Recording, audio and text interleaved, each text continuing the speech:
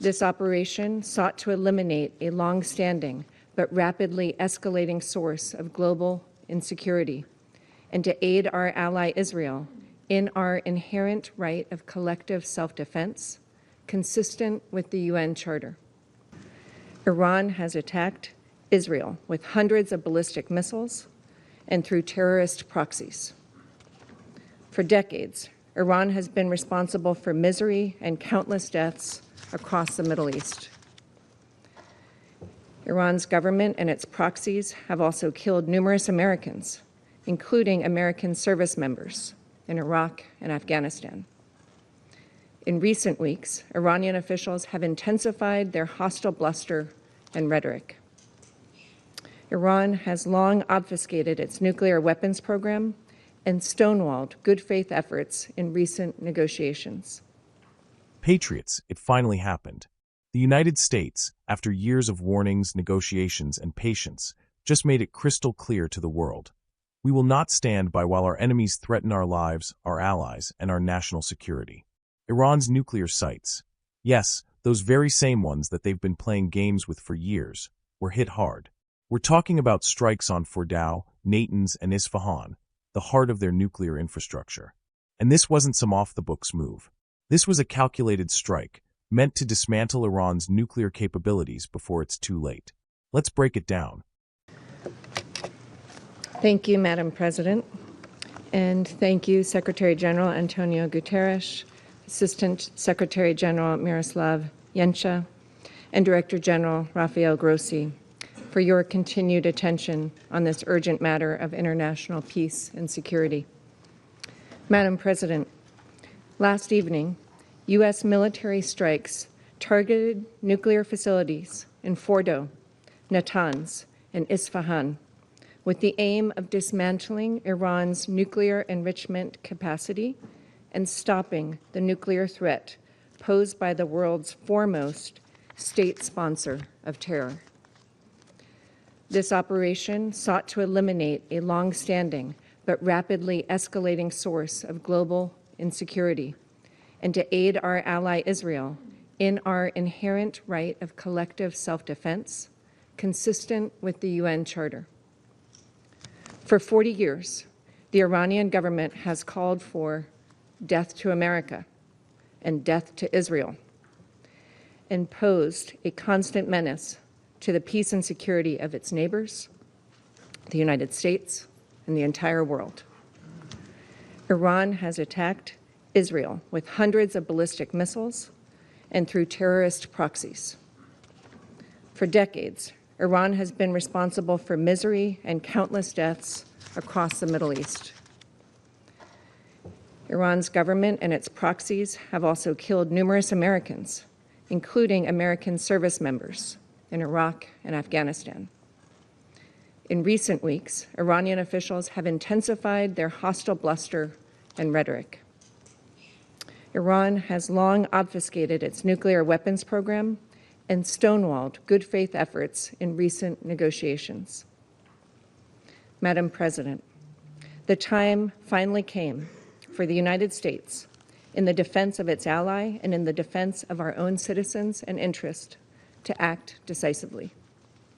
The Iranian regime cannot have a nuclear weapon. Let us be clear. Iran should not escalate. As President Trump said, any Iranian attack, direct or indirect, against Americans or American bases will be met with devastating retaliation. To fulfill its core mission of maintaining international peace and security, this Council must call upon the Iranian regime to end its 47-year effort to eradicate the State of Israel, to terminate its drive for nuclear weapons, to stop targeting American citizens and interests, and to negotiate peace in good faith for the prosperity and security of the Iranian people and all other states in the region. Madam President, a member state here today cast aspersions about hypocrisy and raised the forthcoming meeting on UN Security Council Resolution 2231.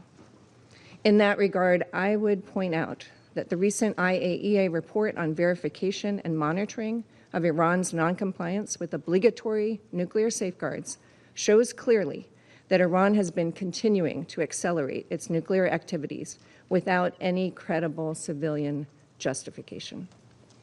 We look forward to discussing the implications of this report and its broader implications on Tuesday, when the Secretariat briefs on the report on implementation of UNSCR 2231. Thank you, Madam President. I thank the representative of the United States for her. For 40 years, Iran has chanted death to America and death to Israel. They've armed proxies, launched ballistic missiles, and spilled innocent blood across the Middle East. They've funded chaos, trained terrorists, and fueled instability. And the world has watched, nervous, silent, and too often complicit. Well, guess what? Not anymore.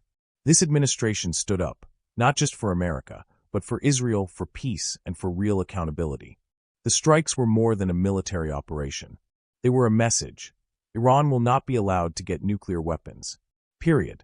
Now, before the left starts crying about escalation, let's get this straight. Iran already escalated. For decades. Through terrorism. Through proxy wars. Through lies and deceit. What we're witnessing is a long overdue act of self-defense, not just for America, but for the entire free world. And let's not forget, this is about deterrence. President Trump said it years ago and reaffirmed it now. Any attack, direct or indirect, on Americans will be met with overwhelming force. That's not warmongering. That's common sense in a dangerous world. You won't hear this on CNN or MSNBC. They'll twist this into some narrative about aggression. They'll cry about international law and diplomacy, completely ignoring that Iran has been violating nuclear safeguards for years. The IAEA, yes, even that cautious, often too gentle watchdog, has reported that Iran is ramping up its nuclear activities without any credible civilian justification. That's code for, they're building a bomb and lying about it.